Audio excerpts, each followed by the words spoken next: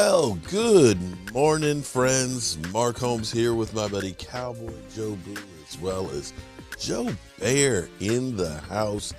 And as always, I want to thank you all for watching, commenting, subscribing, and being part of the Joe Boo Sports Report. Without you guys, as well as you ladies, you know that this literally does not work. So let's get open for business here and let's wake up the football gods. Wake up this morning, guys. Guys, you have been shining down on the Dallas Cowboys as we sit 55 days, 9 hours, 13 minutes, and 40 seconds away from kickoff of the Super Bowl.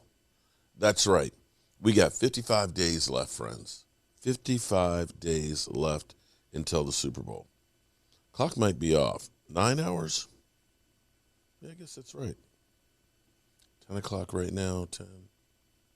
Well, I'll double check. I might have the hours wrong on that, but we'll get it squared away one way or the other.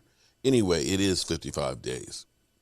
And right now, the weather's getting cold outside. Christmas is this weekend. And the Dallas Cowboys went up to New York after hearing all week about how bad the Dallas Cowboys are. Dak Prescott's not the guy. And the Cowboys stink. They won't have a chance in the playoff. They didn't match up with nobody. The other teams are far and away better than what the Dallas Cowboys are. They got no chance in hell. They're the 4th seed, looking like they're going to play the Rams.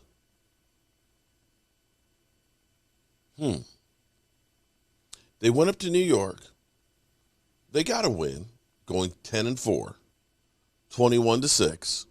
Defense played outstanding as usual. The offense didn't look great, although we saw some good things.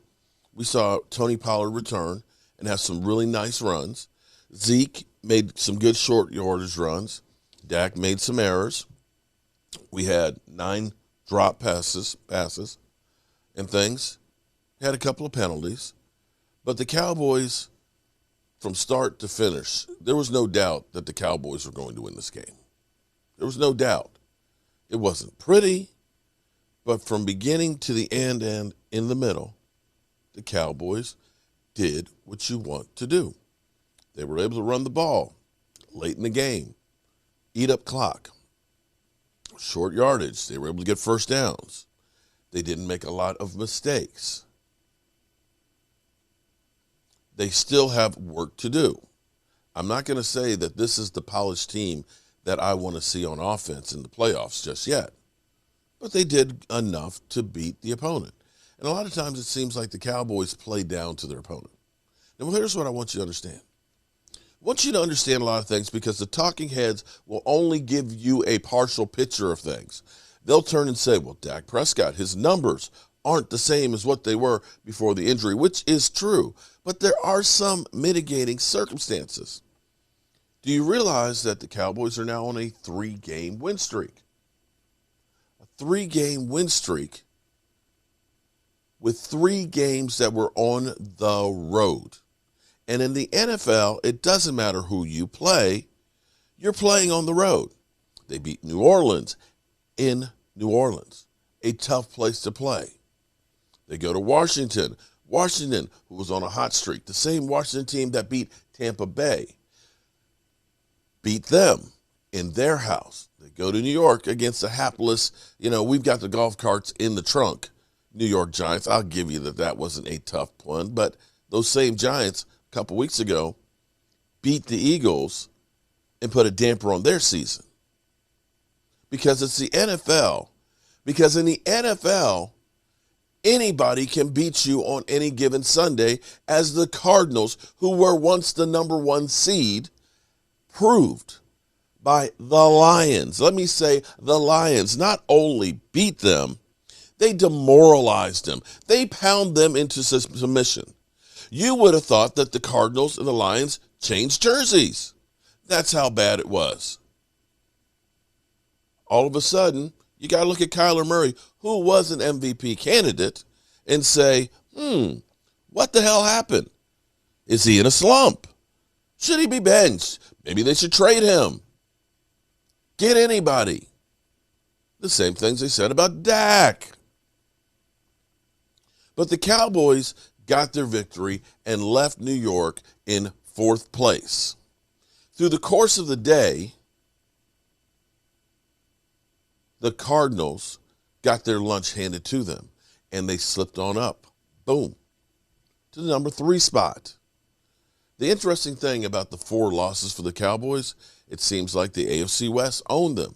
And it's better that the AFC West were the ones to get those victories, because losing to Denver, the Chargers, and Kansas City, those games are all against the AFC opponents.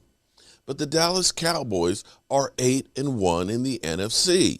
The NFC games count more than the AFC games, because last night, Tampa Bay with the GOAT, who never has a bad game, who always has the officials on his side, looked like an old man.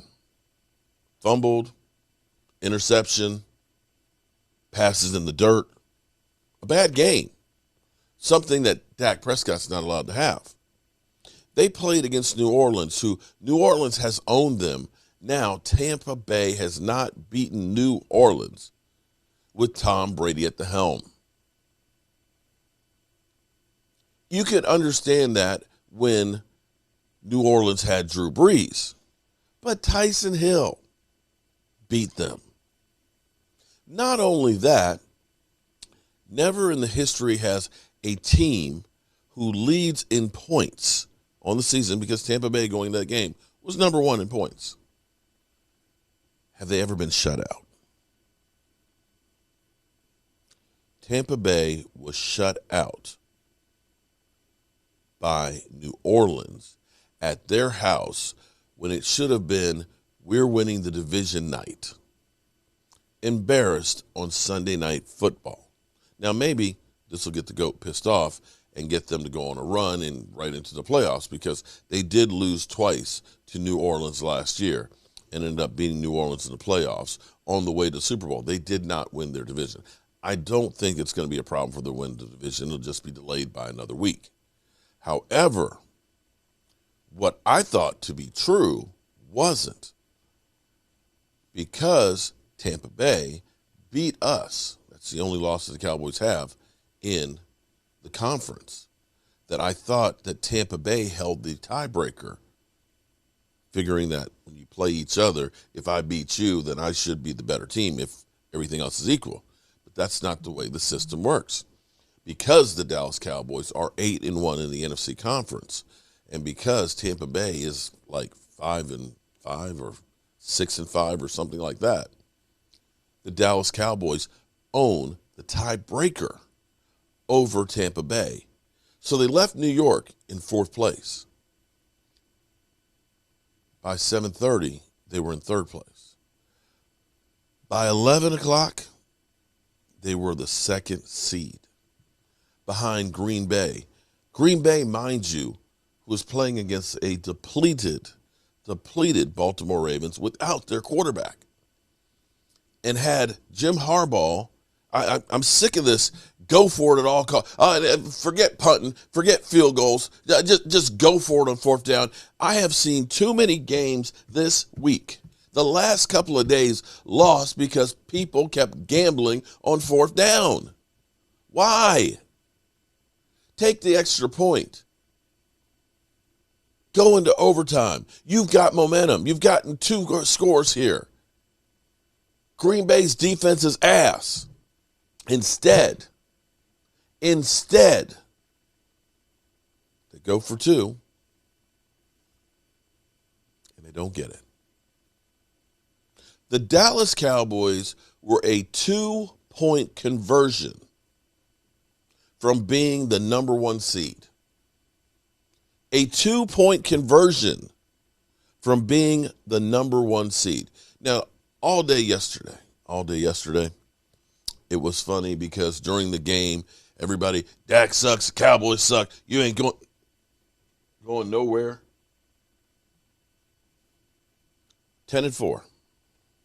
Tied with the 2nd best record in football. Team's ass. But what I'll say is this. Going forward, here's the thing.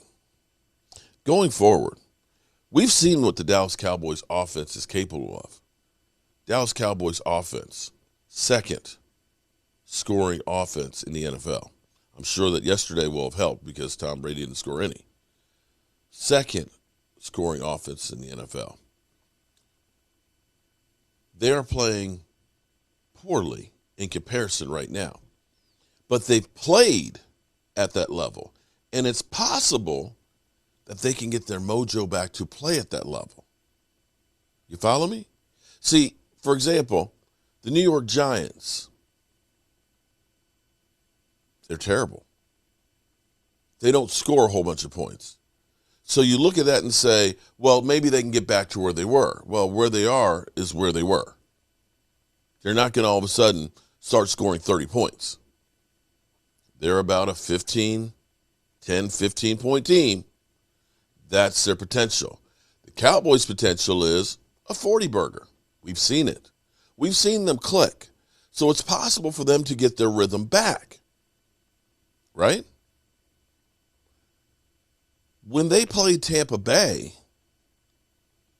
the defense that they put out on the field is not the same defense that we have right now. This defense now is a defense that will be a problem for Tom Brady. See, here's the thing with Tom Brady. It's the same thing that's happened when they've lost to the Giants in the Super Bowl, when they lost to the Eagles in the Super Bowl, and when they've lost to the Saints the last 2 years. Tom Brady does not like pressure in his face. He does not like guys that can get a push up the middle. Does not like having that wash in front of him. That's the thing that gets Tom Brady off his game. The Dallas Cowboys now have that with a Neville Gallimore, a Tristan Hill, a Randy Gregory, a DeMarcus Lawrence, and a Micah Parsons that can confound him, that can put pressure in his face, that will get them to get after Tom Brady. See, understand, when we faced them before, Micah Parsons was his first NFL game, and I'm sure his eyes were wide open. Neville Gallimore, busted elbow, IR. Tristan Hill, IR. Randy Gregory, COVID. Diggs hadn't started all his interceptions. This defense now can get after Tampa Bay a lot better than it did. So I can't wait to hear what the talking heads have to say if they focus in on Dak is in a slump, or if we look at Kyler Murray and the way he's played the last 2 weeks in 2 losses. Do we focus on Dak Prescott being in a slump, or do we talk about Tom Brady having lost to Washington a few weeks ago, and now Washington losing to the Saints, dropping from their number 2 seed? Do we talk about Dak Prescott and his slump, or do we talk about how bad Green Bay's defense is against a backup team quarterback? We'll see. I don't know about you, though, but I feel pretty good this morning. And let's check in with the guys on Get Up this morning and see what they have to say. They get the win. So 21-6 is your final score there. So let's start with that before we get to the decisions and everything else. We keep talking about how bad the Cowboys look, and they keep winning at least the last couple of weeks. So I suppose that's a good thing. What do we say about Dallas coming off this game? Yeah, well, not much. I mean, they got the 4 turnovers, so that's great.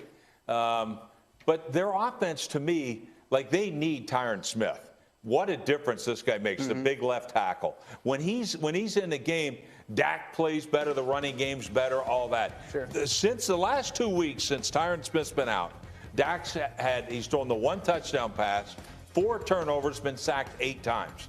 So they better get this guy back healthy. And if not, they're going to be one and done again in the playoffs. RC, I said good enough Yeah. But is it good enough? That's the question. Absolutely not. They're not good enough on either side of the football. This defense, which is playing well, isn't good enough to carry this team without some semblance of an explosive offense. And if the defense falters, if there's not those turnovers that we've seen in some of these big games, then they're in trouble. And now, don't get me wrong, this defense has turned over the best of the best, whether it's Tom Brady, Justin Herbert. So they've played against teams with good quarterbacks and gotten the football. But what happens when they don't? Kellen Moore isn't doing the things that made him boy wonder, right? Right now, I'm like, boy, I wonder where the hell you are. Because you are not getting creative enough to help your players on offense make the plays that they need to down the football field in order to be as explosive as they were the first 6 weeks of the season. Yeah. If you're the next head coach in waiting, if you're supposed to be that guy, if everybody's going to knock on your door, won't you knock some of these plays out and allow this team to be better offensively? Dan has tape to show you just that, right? The Cowboys' offense is average. And that's why this offense, for the Cowboys fans, makes me think of the movie A Few Good Men. You want the truth? You can't handle the truth. Handle the truth. Right now, your offense is average. First of all, down in the red zone, this is a great play. You block down front side. You're going to pull the backside guard. You arc release your tight end. I love this. Pull the backside right guard and right tackle. But the defensive end doesn't respect Dak's ability to run. Yep. At some point, we got to trust that he's healthy and he can go get 5 or 6 yards. Because that's the guy that makes the tackle. Yep. Second of all, you do miss Tyron Smith, but you miss Blake Jarwin as well. This is a bad job by the left tackle and the tight end. Teams are starting to attack the tight ends, Dalton Schultz, in the run game. That's why this run game is so missed. Now, I've said this for about 5 or 6 weeks. They got to be a team that pulls people in their run game. Down blocks, front side. You are going to pull. Now, watch the gap, the seam that Tony Pollard has. Huge chunk run. Guys, they only pulled people in their run game 5 times yesterday. Again, for 37 yards. That's 7.5 yards per per clip. So they don't do enough of it on offense. The tight ends aren't good enough blocking-wise in their run game to be dynamic. But down in the red zone, they're scared, I guess, or they're hesitant to allow Dak to be runner. They've scored 15 touchdowns in their last 75 drives. That's 27th in the NFL. It's an average offense. And you're right. The defense is not great enough consistently to carry them. And then that brings us back to a theme that we took a close look at early in the season, and that is Mike McCarthy and clock management. So we showed you in the highlight there, they don't call a timeout at the end of the half when they could easily have had at least one chance to score a touchdown before kicking the field goal. Mike McCarthy was asked about that after. Here was his response. We were right on the threshold of the ozone, what we call, we have terms for all those situations. So instead of going, one more play and then kick it, I wanted the 3 points here. So that was, we call it an ozone situation. What? What ozone? What is that? Isn't that just a low red zone? That's a layer. I don't know what. I have no idea, but that's the timeout zone. That's what it looked like to me. Zone. Timeout zone. Yeah.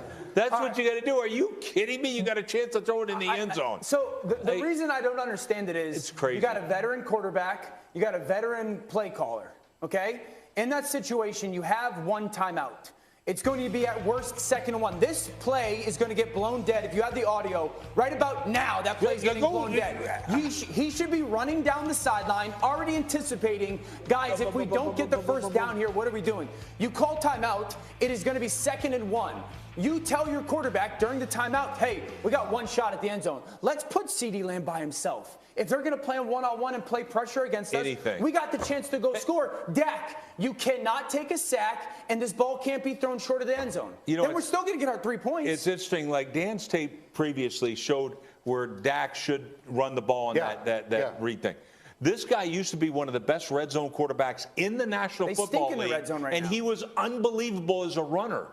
I don't get this right now out of this football team. But what it showed me with him, ozone or whatever that makeup zone you're making up here. Hey guys, you take a shot in the dang end zone. RC, I'm just not flabbergasted like you all.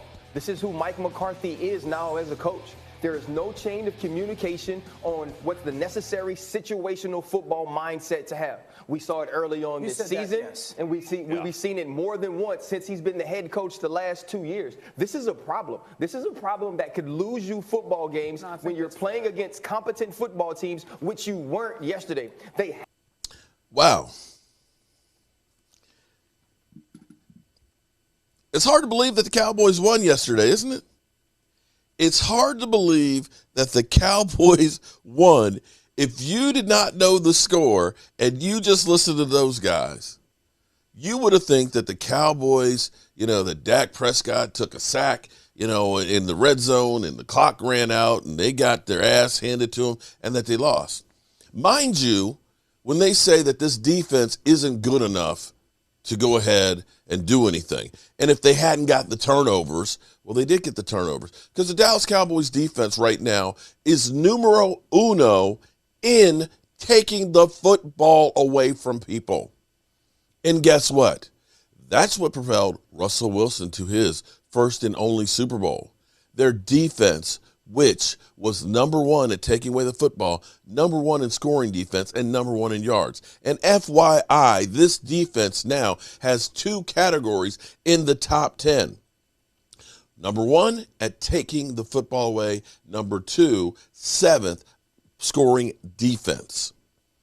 I pointed out over the last 11 years that 90% of the teams that have 2 categories in the top 10 have been your Super Bowl champion. And now the Dallas Cowboys. We started the season saying, what if we could get a defense that was around 15th? Well, right now, guys, you've got one that's 7th. And I guarantee you they will continue to move up the list as we go on and take on the Washington football team and then the Philadelphia Eagles. And FYI, one other point here, the Cowboys actually, believe it or not, actually improved in one of their offensive rankings. They are now number 1 in yards in the NFL this season. As bad as the Dallas Cowboys offense, and they've trashed them the course of the last few weeks, they played 3 games on the road. They beat a team to start this trip, New Orleans, that just beat Tampa Bay. They beat on the road a team in Washington that also beat Tampa Bay. But then again, what do I know? I'm just a guy with a day job and a damn voodoo doll who's keeping them on notice. You know how we roll. Our folks here, and as always, I want to thank you all for watching, commenting, subscribing, and being part of the show for the Sports Report.